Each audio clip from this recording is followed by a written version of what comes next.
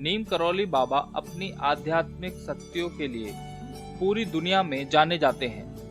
बड़े बड़े नामी चेहरे आज भी बाबा के आश्रम में पहुंचते हैं।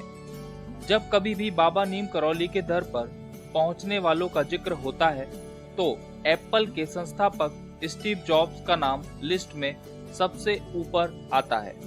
कहा जाता है कि 1974 में स्टीव जॉब्स बाबा के पास अपने जीवन का सबसे बड़ा सच जानने के लिए नीम करौली बाबा के आश्रम पहुंचे थे। हालांकि उनकी मुलाकात नीम करौली बाबा से नहीं हो सकी थी, क्योंकि नीम करौली बाबा 1973 में अपनी देह त्याग चुके थे। अपनी यात्रा के दौरान स्टीव जॉब्स नैनीताल के कैंची धाम में भी रुके थे। स्टीव जॉब्स नीम करौली बाबा की कथाएं सुनते थे। स्टीव जॉब्स भारत के गांव-गांव पैदल घूमने लगे व लोगों के नीम करौली बाबा के बारे में जानने लगे। इतना ही नहीं, जॉब्स नीम करौली बाबा की कथाएं सुनने के साथ साथ बाबा का ध्यान भी करने लगे थे। 7 महीने तक भारत में घूमने के बाद वह नीम करौली बाबा की बहुत सी जानकारियां जुटाकर अमेरिका चले गए और एप्पल कंपनी का स्थापना करने में जुट गए। एप्पल की स्थापना करने के बाद स्टीव जॉब्स ने कभी पीछे मुड़कर नहीं देखा। वे दौलत और शोहरत के शिखर तक पहुंचते चले गए। यह सब नीम करौली बाबा के आश्रम कैंची धाम जाने के बाद हुआ था। स्टीव जॉब्स को भारत में आने की प्रेरणा उनके अपने एक दोस्त से मिली थी। स्टीव जॉब्स के उस मित्र का नाम रॉबर्ट फ्रीडलैंड बताया जाता है, जो 1971 में भारत आए थे और कुछ दिन बाबा नीम करौली के साथ रहे।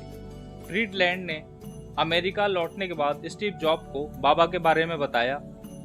बाबा नीम करौली के बारे में सुनने के बाद स्टीव जॉब्स भी भारत आश्रम कैंची धाम आए।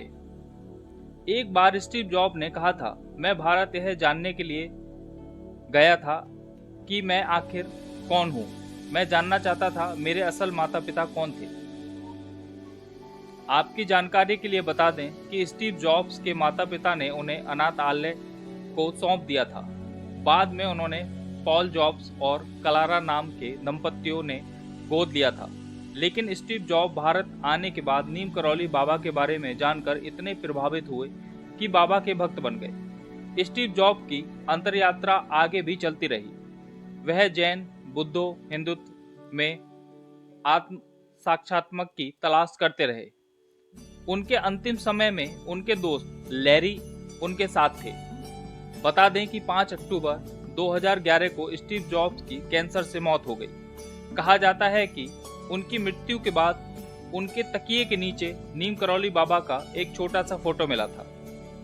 दोस्तों, यह सब जानने के बाद आप समझ ही गए होंगे कि नीम करौली बाबा की कृपा जिस किसी पर हो जाती है उसके प्यारे न्यारे हो जाते हैं। आज की तारीख में एप्पल दुनिया का सबसे बड़ा ब्रांड है।